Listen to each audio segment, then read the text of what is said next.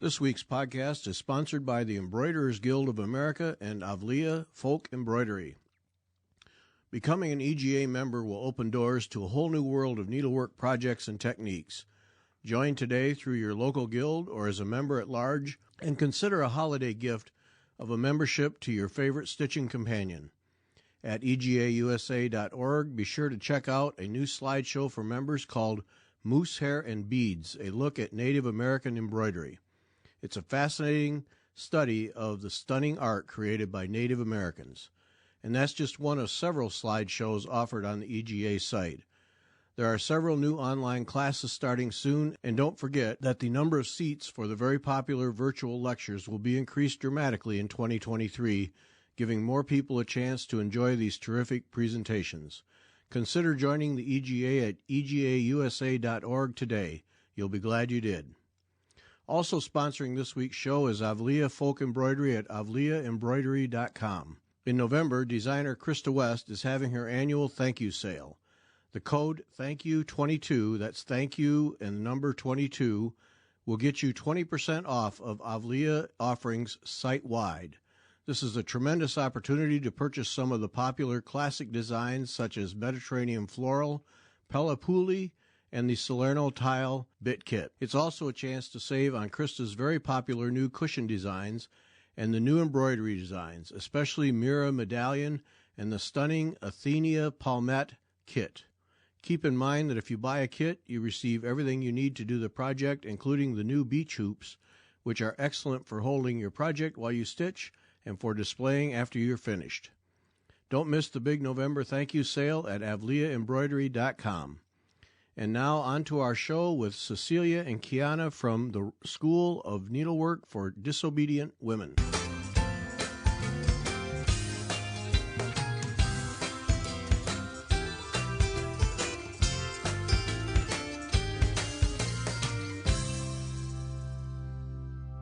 Welcome back. I'm Gary Parr, and you are listening to Fiber Talk, the twice-weekly podcast for needlework artists.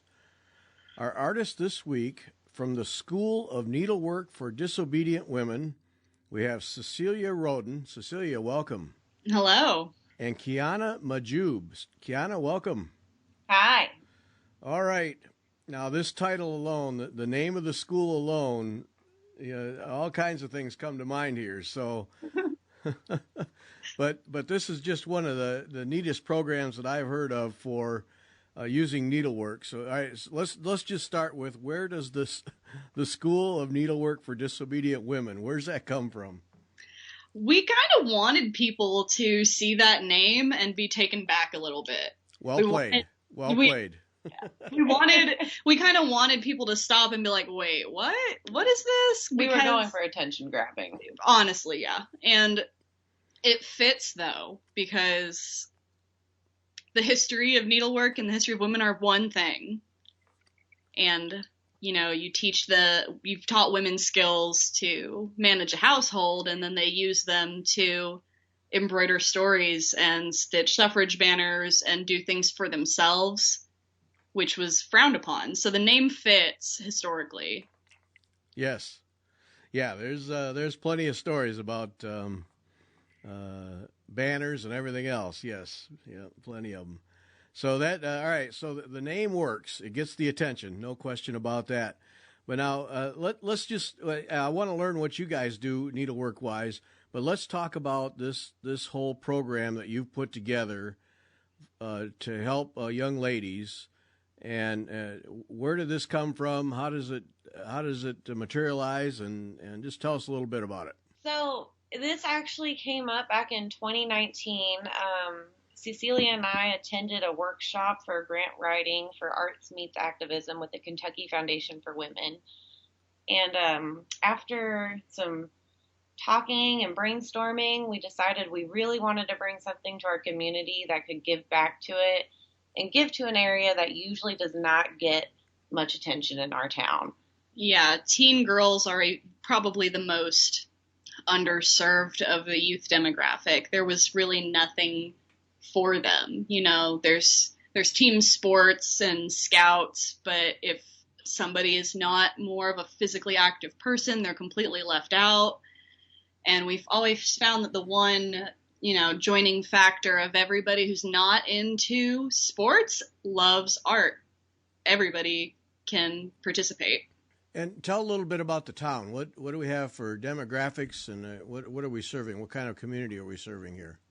Well, I always like to ask people, what do you know about Berea? Okay, absolutely nothing. So okay. Cool. Starting from the beginning. So Berea, Kentucky was designed around Berea College. It was the first interracial coeducational college in the South during a very segregated era. And it now exists to bring in students who are in poverty or marginalized in any way, and they receive a free education. They receive work experience in this historic college. And so the town didn't exist until the school made it exist. So that's history of the town.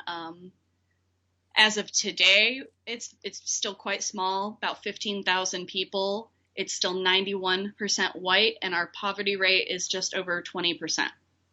Okay, so you have a perfect audience then in terms of helping people out. Absolutely, and it's the arts and crafts capital of Kentucky. Oh, well, there we go. There we go. Now, are you ladies affiliated with the school, or? I'm an alumni.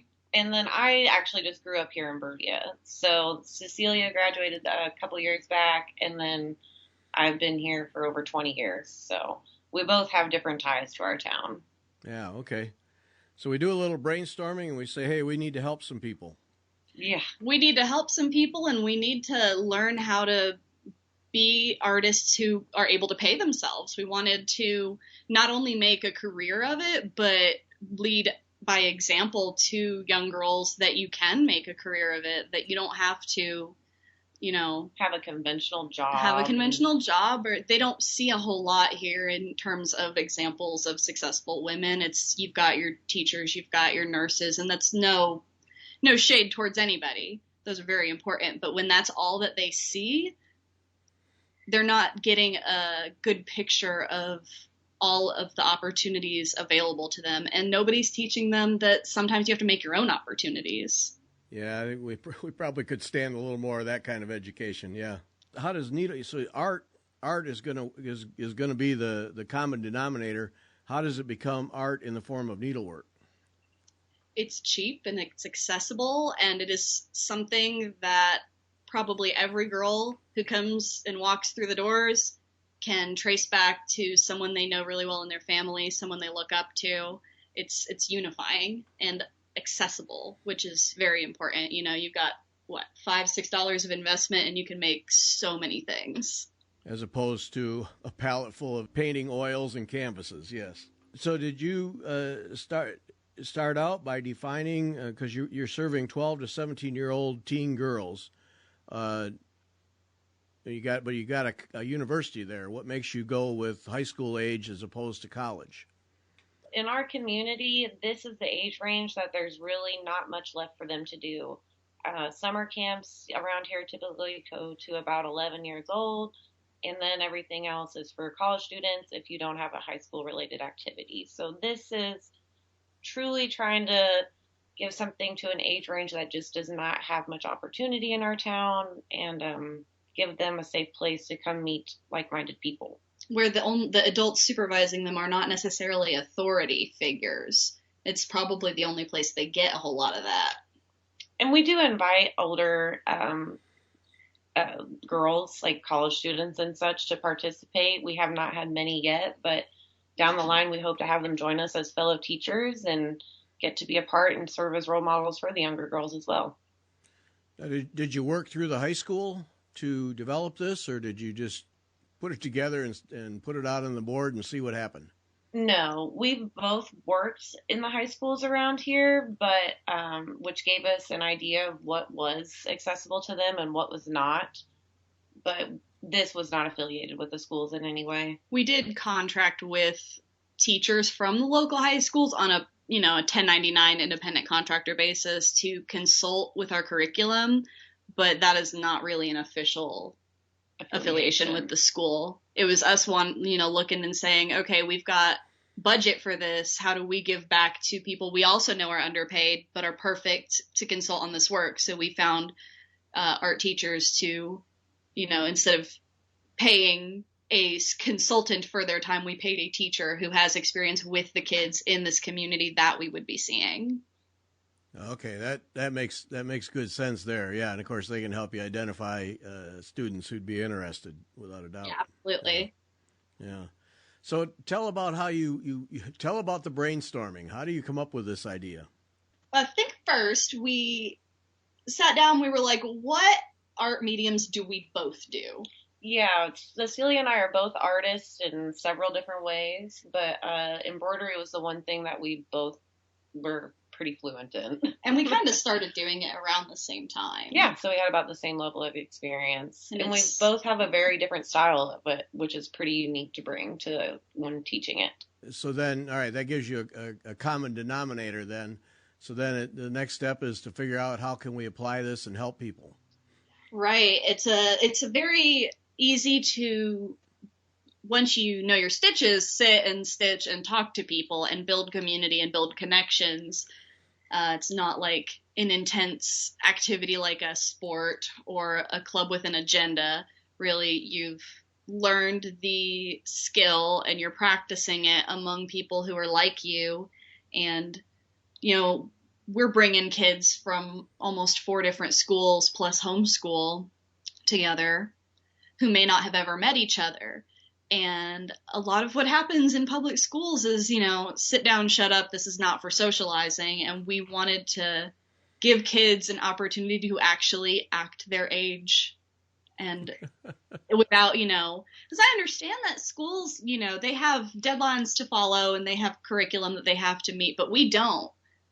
So there's no reason for us to try and force them into a very intense, focused setting when we can spread it out over 2 weeks and make it comfortable for them and allow them to work at a pace that they're happy with. If some girls don't even finish the project, that's fine as long as they leave with the tools to do so. Yeah, it intrigues me on several fronts, but former high school teacher here many years ago now, but also in a small, very rural community where what you're describing is very much what I experienced as a teacher. A lot of boys and girls with little to do. If they weren't working on a farm, they had a lot of idle time, and so I relate to the audience you're working with, and so basically we're using needlework as a glue to bring these young ladies together, to help them interact and basically discuss life's problems and life's issues. And we're also reaching even more specifically a significant demographic of those girls are girls who them and their parents are not affiliated with the church, which limits their options for socializing even more. Yeah. It's a mixed bag. We have, girls who are and are not in church, but a lot of those girls who are not affiliated with a religious institution don't have groups to confide into and relate to and meet new friends with. They feel very isolated in a town where that is considered the standard, the norm, the default. And what we've really found with our workshops, especially this year, is these girls did continue being friends afterwards, and they were not friends before. So that was pretty awesome to witness. So you helped them develop a community then? Absolutely. I mean, I'm sorry. No, go ahead.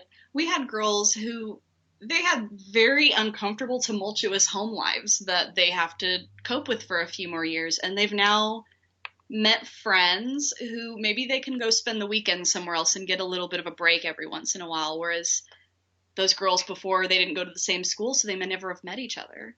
Yeah.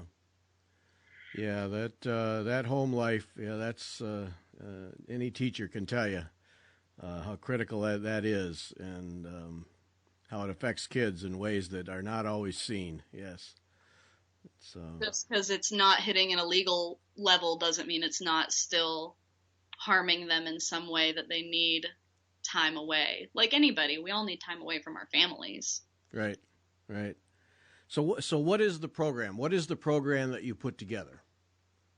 So the School of Needlework for Disobedient Women is a needlework series of workshops, 10 days over the span of 2 weeks, but needlework is more of the unifying factor that everybody's doing, but the real content is social issues, self-expression, activism, what's important to you, your community, your age range, what are your values, who are you, questions that a lot of girls probably are not being asked until college. Given them the opportunity to figure out who they are in a new setting that isn't influenced by authority like the school, their parents, or their church peers. Mm-hmm. So basically, you guys bring them together and then effectively get out of the way? Pretty much. We'll give guiding questions, and sometimes they'll have more questions for us, early on some of our, we do daily questions in the first hour, so it's a 4-hour day. The first hour we give each small group a critical thought question, where do you get your news from? Where do you find your entertainment? Do these people have your best interests at mind? What's the goal? Follow the money? Questions like that. Mm-hmm. Sometimes they'll hit us back with questions we hadn't even thought about, regarding body image or cancel culture, and it'll shift that way.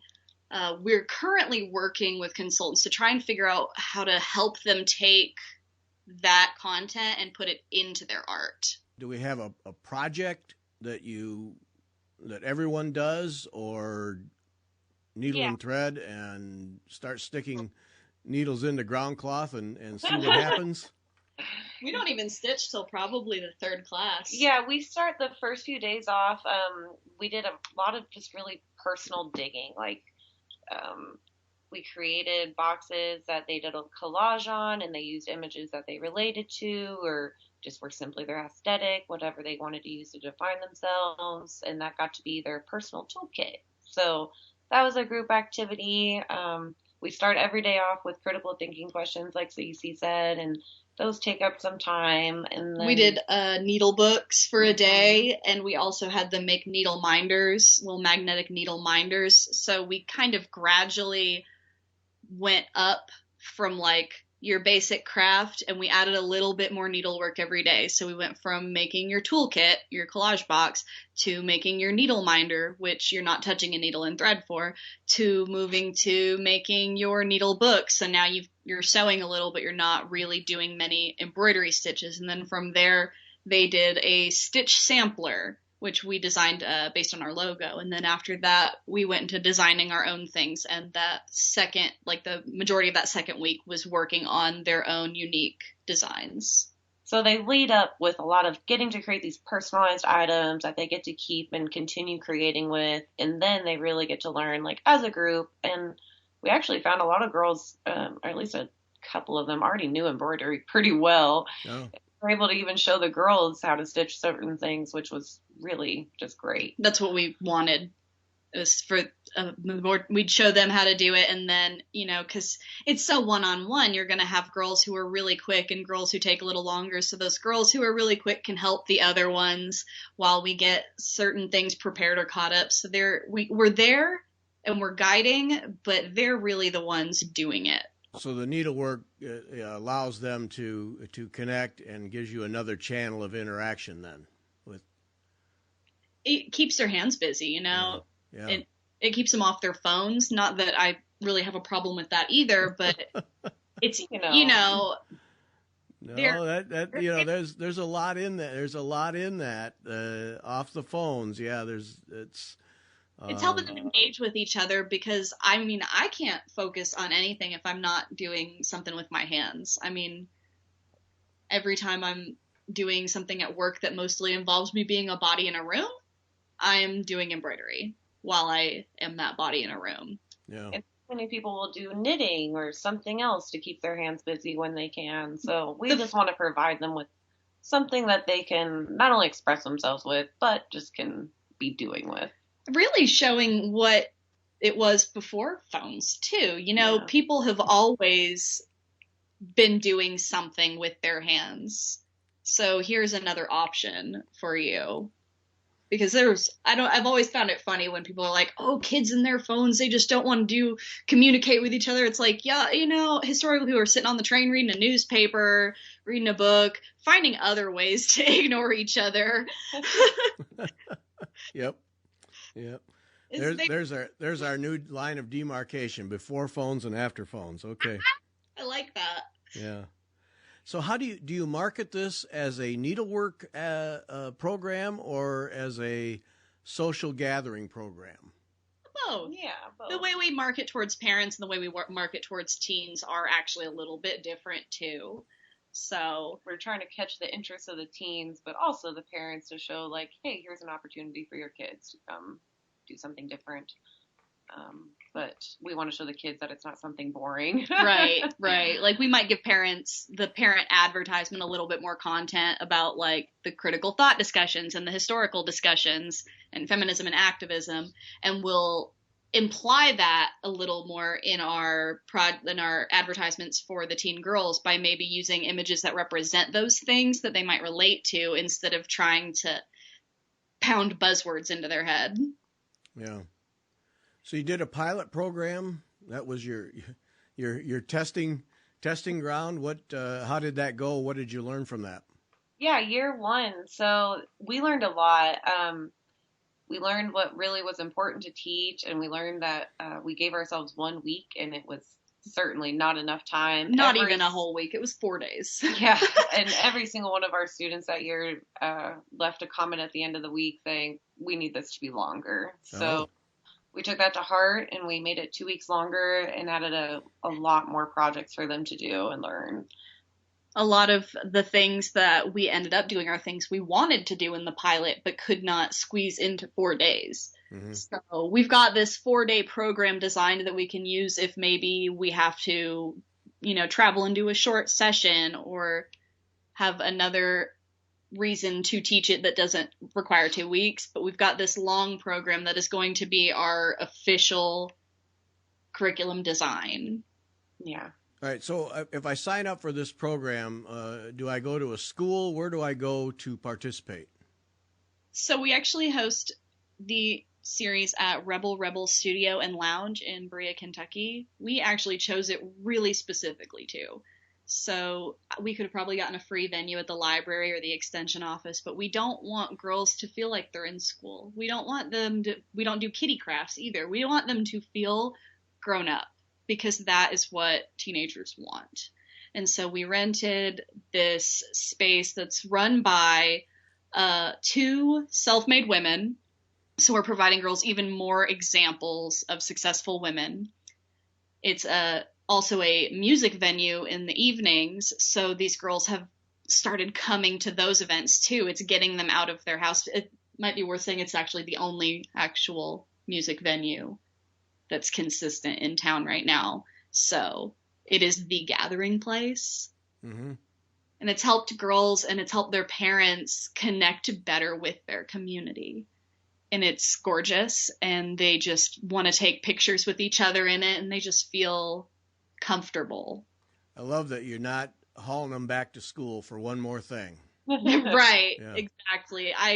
We were looking at potential spaces, and we were like thinking the library or the extension office because they'd be free or very cheap. And I'm like, I don't want to be in a white room with fluorescent lights and an ancient tile floor, linoleum floor that you can't clean it because it's just that color now. Like, I want to not feel like I'm in school. There's a reason I don't work in schools anymore. No, that's a smart move there. That's good. Yeah, give these young ladies someplace else, someplace where they can let their hair down, so to speak, and just be kids. Yes. I mean, and once again, it's taking something that we have budget for and making sure that money goes to community members that support us that really need that business. We want to give back to as many community members as we can, kids, adults, everyone. We I mean, and consider these are everyone very valuable, and these are the folks that want to give back to their community when they can too. So they're the ones that have helped us get started. Yeah. They've kind of been just watching them helped us learn how to interact with our community. And if you can't find a way to, make money creatively, then you make a way to make money creatively. They were very inspiring. So we want to give back. They're, working on their dream too. Mm-hmm. We have a good venue. I assume that the people at Rebel were cooperative in terms of price and time and all those things to make it possible for you to do this. Absolutely. They actually gave us 50% in-kind donation on that. Excellent. Yeah. And then who else did you have helping you make this happen? Shannon Downey from Badass Cross Stitch gave us a $500 micro grant and 10 hours of consultation, and it has been the most helpful in learning how to get that age group engaged in very difficult discussion topics. And then obviously the majority of our income for this comes from the Kentucky Foundation for Women with their Arts Meets Activism grants. And then Berea Kids Eat paid for a meal for every kid and instructor every day for 2 weeks, and that meal was provided by nearby local businesses, so both Peg and All Pub and Native Bagel Company. Also women-owned businesses. That way, Berea Kids Eat has decent USDA funding, so they're trying to give back to the community in the same way we are by putting that money into people's businesses who need it. Boy, that's excellent. You really have tied a lot of people in that community. That's excellent. It's what we do here. Like, if I could pick a defining trait of Berea, that is it. Yeah, this community takes care of each other. Oh, that's kind of heartwarming, quite frankly. That's great. Yeah. Yep. So what was the feedback other than longer with the pilot program? They wanted to do stitch samplers. Yeah, well, they wanted to do a more so with their stitch samplers, we had just told them to create whatever they wanted. We did not give them an official design during that pilot program, and they actually did not like that freedom. So we did learn where certain restrictions were appropriate, and we gave them an official design to do, and then they really got to actually show their creativity with that because each one looked different. They all personalized it in their own way, but they all still got to learn the foundational stitches together. We didn't do the stitch sampler the first year. Actually, that was the plan, was that was going to be the workshop, was to pre-make a design to be a stitch sampler, and feedback from Kentucky Foundation for Women actually wanted us to encourage them to do their own designs, which I wholeheartedly agree with. We just did not have that time in 4 days. So the fact that we were able to double our time and do both just made the whole experience so much more fun and less frustrating on their end. When you get to the 2-week program, then that then frees you up time to teach some stitches and get these ladies going, and you've got a stitch sampler, but then also time for them to do their own creative work. Exactly, and having that extra time also leaves buffer space for things just getting off topic and out of hand, because it's a room full of teenage girls, and that's going to happen. We literally had some live singing happening at several points. Like, they had set up the night before that venue so that open mic could come in that Tuesday without having to set up, and the girls, they loved having a mic in their hand. Okay, no, that's great. So there's enough freedom in this program that you can just go down a completely unrelated path and just let the girls be girls then. Yeah, there's lots of wormholes of getting off track and having fun, but they still all end up creating tons of fun stuff. And even those who don't finish, like I said, we have enough supplies to send them home with. If they get the skills, they can take as much stuff as they need to home to do that. We encourage it. We want to leave every year with no supplies left. Okay, and the supplies are from Badass Cross Stitch then? Our supplies costs are covered by the Kentucky Foundation for Women grant. As well as a small micro grant from the Stay Project, which is a organization that tries to encourage building your community in Appalachia to be a place that people want to stay. So jumping off, people tend to graduate and they want to move somewhere more left, more liberal, more safe feeling to them. Mm-hmm. But that is that if we all leave those spaces never get any better. So that is their mission, and they give members up to $200 for projects. They are a youth-led organization. Once you hit 30, you age out as a member. Mm-hmm. So they helped us with the cost of supplies that exceeded our original budget. Oh, excellent.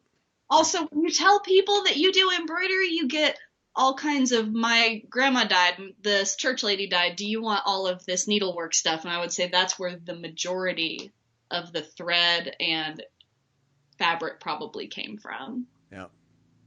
Yeah, there's a lot of that out there. We support a program in Madagascar, women who basically have built a business with needle and thread, creating products that helps them put food on the table and get their kids some education, and just putting out the word that we need some floss and some ground cloth and some needles. And yeah, there's a lot of stash out there that can be tapped into, and all quality stuff that you can put to use. Exactly.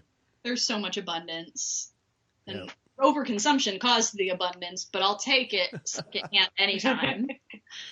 Well, you guys are needleworkers, so you know about overconsumption. Yes, why not? Yep, buy that stash. All right, so we have a successful second 2-week program. You learn from that. Now, what are your plans? Are you formalizing this program, as in you could send me a PDF file that lays it all out? Are you planning to do future ones? How does this go forward now?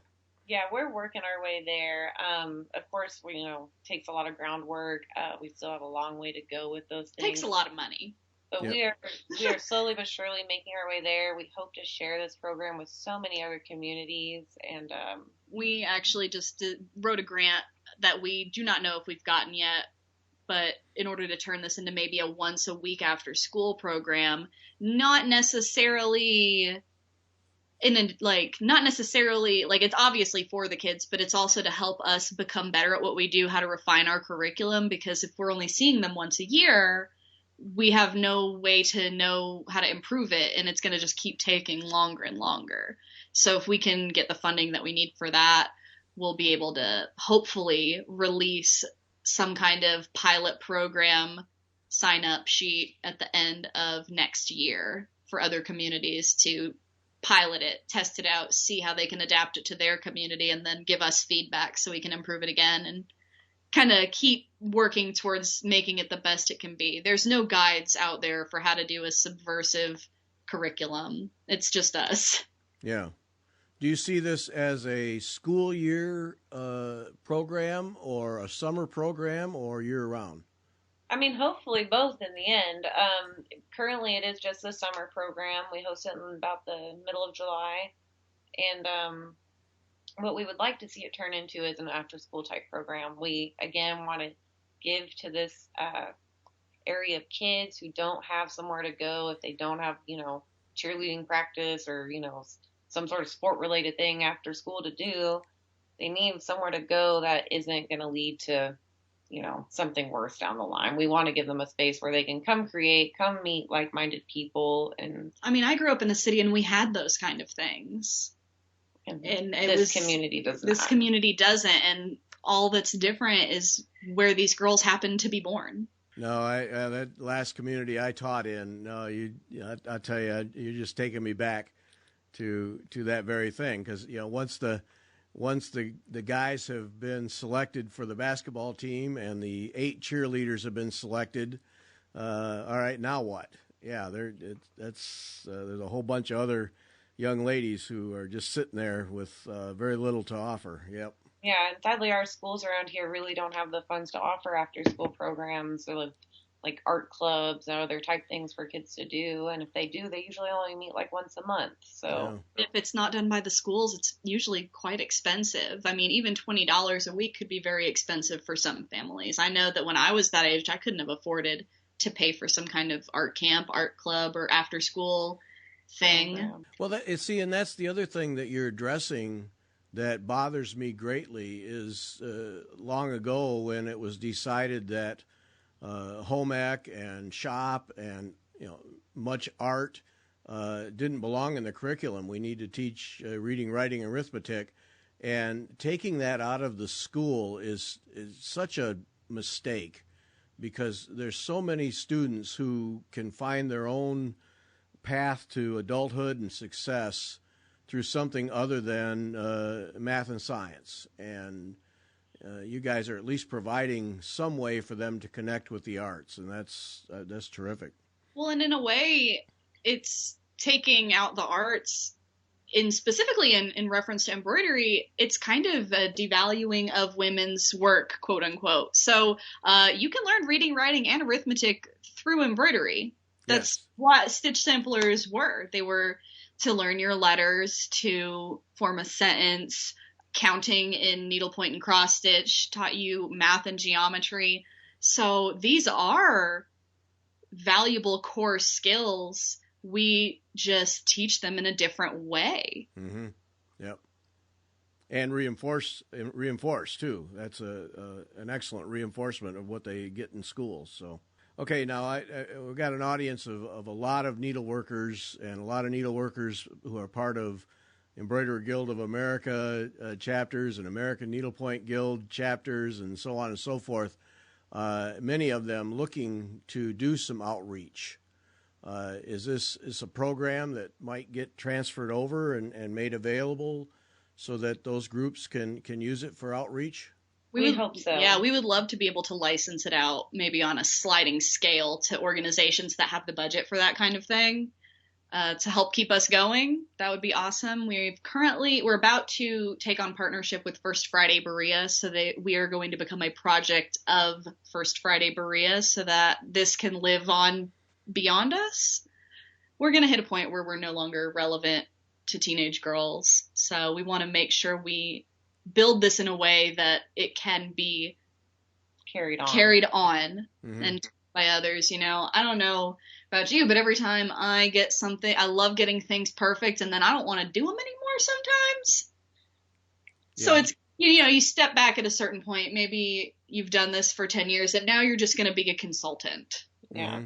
Now you're going to start a new project and let that one grow wings and fly and get this other one started and repeat. What would be great is if girls who have participated this in the beginning 10 years from now could take this program over and continue giving back to our community and reaching these needs that do not get met. And I mean, we would love to see it come full circle like that one day. Absolutely. Yeah. We've talked about if we could find the funding, maybe having paid interns, like girls who have been with us before, apply to have an internship as like a needlework facilitator, School of Needlework facilitator. It's just that we haven't quite found that our girls are ready for that yet. We're hoping that it's more of an issue on our end, getting them to that point. And as we improve, we'll start seeing, girls who maybe are ready to take on an internship under us. Mm-hmm. And continue to have repeats. We did actually have a repeat from our pilot program. We almost had 2, but she actually got her first job as a babysitter. And of course, we would never want to interfere with that. But we do hope to get some repeat girls and see them continue to fill this role that CC is mentioning. And again, find the funding to do so. So we believe in paying people for their art and paying people for their work, even if they are still learning. Yeah. Feedback from community leaders on this, or I too think early? Everyone likes what we're doing. Everyone believes that teenagers are important and we have to take care of the kids however we can. And we got a really sweet letter from one of the moms too. She said that, her daughter has just kind of become very reclusive and depressed through COVID, and it just lit her up. After leaving the workshop, she's now showing up at community events and having sleepovers with some of the girls. So it's kind of brought them back out of their shell. Yeah, that COVID thing, that's another factor that, I'm sure that there's a lot of impact there. I've often wondered, well, what teachers have gone through the whole pandemic thing, but the kids, learning is one thing, but then there's the other social aspects that I don't think we've yet seen the full impact on kids' social development, and that's there's going to be some work to be done there. Imagine being 12, 13 years old in 2020 when everything shut down, and that's like the most important years of really learning how to interact with people. Yep. I mean, there's a lot that leads up to it, but you can get away with a whole lot more social faux pas when you're younger. But you hit that early teenage, and that's kind of how you figure out how to be a person. Right. And they weren't getting that. They were doing all of that virtually. And I think it was really difficult for them to reassimilate back into, person-to-person contact. And a lot of them shut down. Yeah. Yeah, it's this pandemic, there's going to be several years now where we're going to learn about what it did beyond just the disease part. And I'm going to have to correct a lot of it. Yep. It's going to be interesting. Well, ladies, this is quite a program. Congratulations on your work so far, and boy, really looking forward to seeing what you do with this. And I'm sure that as you get things moving forward, that you'll find plenty of help in the needlework community in terms of spreading the word and getting this implemented in other communities. This is really, really terrific. Thank you. Absolutely. Thanks for taking an interest in it. Yeah, thanks for wanting to talk to us about it and letting us spread the word of what we're trying to do here in our little town. All right, and thanks to everyone for listening.